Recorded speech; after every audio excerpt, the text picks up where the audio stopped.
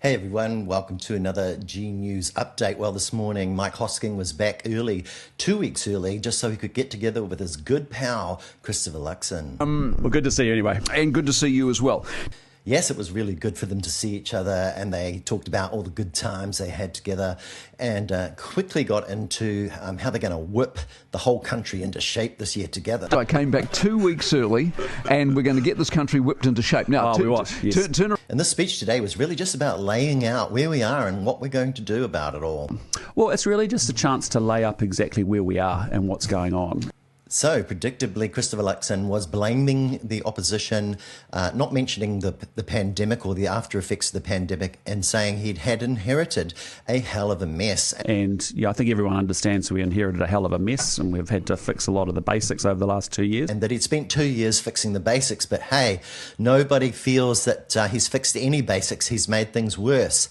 Today, the CTU actually put out their mood of the workforce survey, and that mood of the workforce survey says that Parliament's not delivering. They're not fixing anything. People are hurting, they're in pain, they're not able to pay the bills, the prices of everything are gone up, and this disconnected Prime Minister is nowhere. He's been goofing off over summer. He's gone fishing. But, you're starting to see all the leading indicators come right. Yes, some lead indicators that don't really mean very much for just about everybody in New Zealand are signalling to Luxon that the recovery is coming. But remember that the recovery's been coming now since October 2024, and the recovery's still not here as the world goes to hell in a handbasket and everything else seems like crap. And I think there's some really encouraging and positive things that the recovery is now actually underway. How do we fix the basics? Well, what we do is we cut and cut and cut and defund, and we destabilise our public services and we hollow them out, and we make more and more people unemployed and they leave New Zealand. That's how we fix the basics. It's really this notion of how do we fix the basics, and we've still got stuff we've got to continue to do daily. Some of the challenges that New Zealand have been facing for more than 30 years include an underfunding of our health system, an underfunding of things like water infrastructure, underfunding of all of the basics like people who we need to do mental health, and we're still underfunding those. So we're not fixing any basics, they're just making things worse. But also, how do we think about some of the challenges this country's had for 30 years? There's no new policies. Won't be announcing any policy. Election date, old news, election date was always going to be Wednesday. So on Wednesday? It'll come shortly. Christopher Luxon hadn't done any work on reshuffle. He should have actually known this by now, but he hasn't thought about it, so it's somewhere down the track. Look, not at this point. There may well be in the next month or two, but I'll make that call just based off, we may have some retirements, we may have some... When you say you may have some retirements, do you? Well, no, I don't know, but we may have... A reshuffle. Trying to get rid of the deadwood and call it retirement possibly will involve a couple of the people that are underperforming. They'll dress it up and say, look, instead of shoving you out the door, we'll just force you to retire. Maybe Christmas got in the way of the good news, because you can't argue with that. As far as the economy is concerned, it's Christmas kind of got in the way of the good news. The FTA with India, you can't argue with that. But you can argue with that. Where was dairy? We actually had a whole year to negotiate even harder, but we didn't. We just gave up and settled for what we've got. Luxon talked about 10 to 20 years' time from now. That's pie in the sky.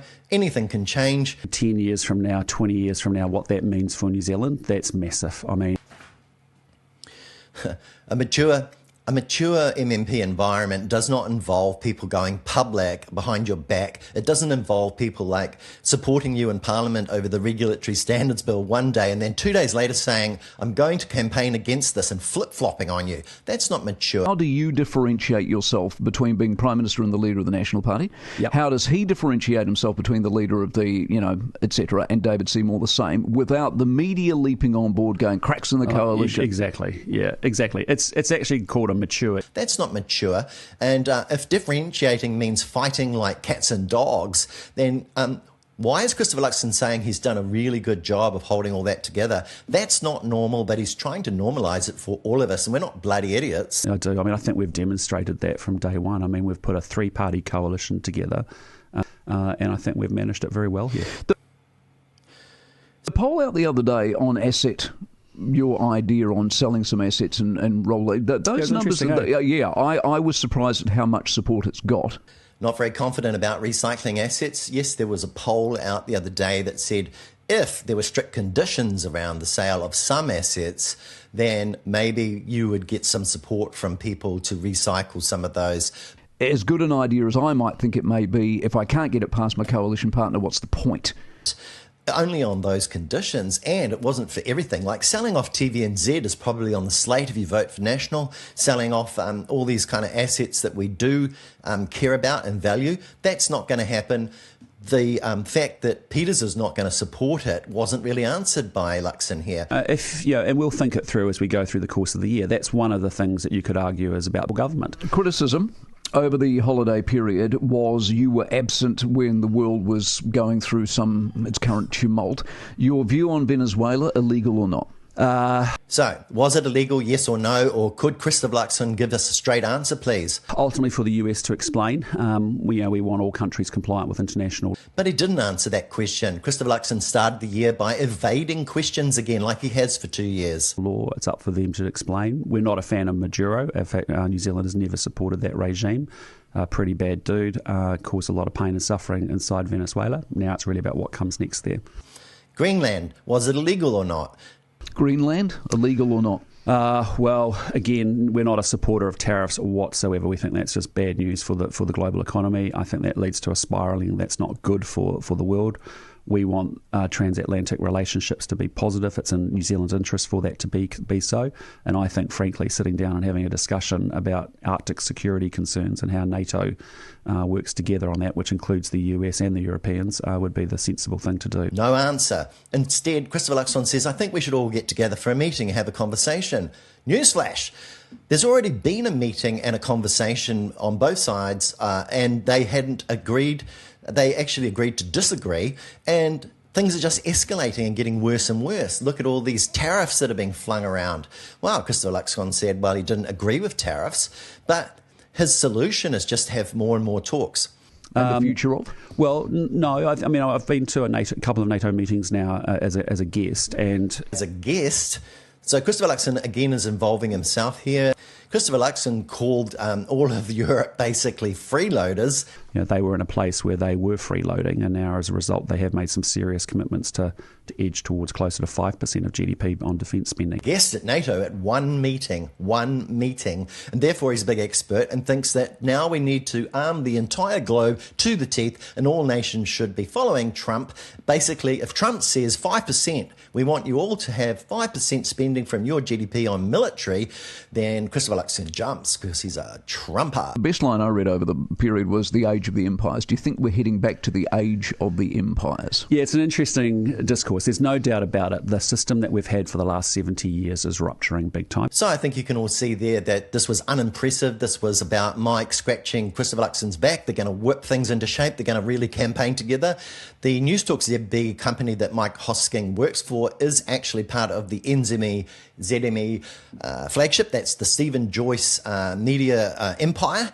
That's actually got about, 18 to 20% of it being owned by a Canadian billionaire who used to be a director at the Centrist. So this is very, very right-wing. It's not actually proper neutral media reporting.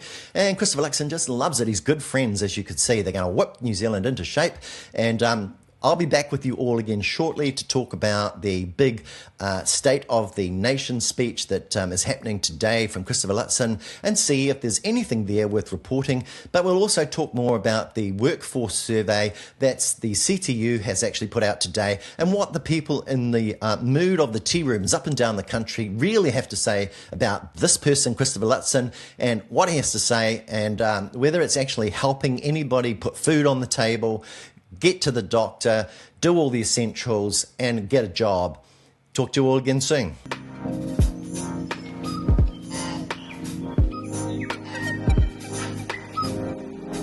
Welcome to G News, the good news.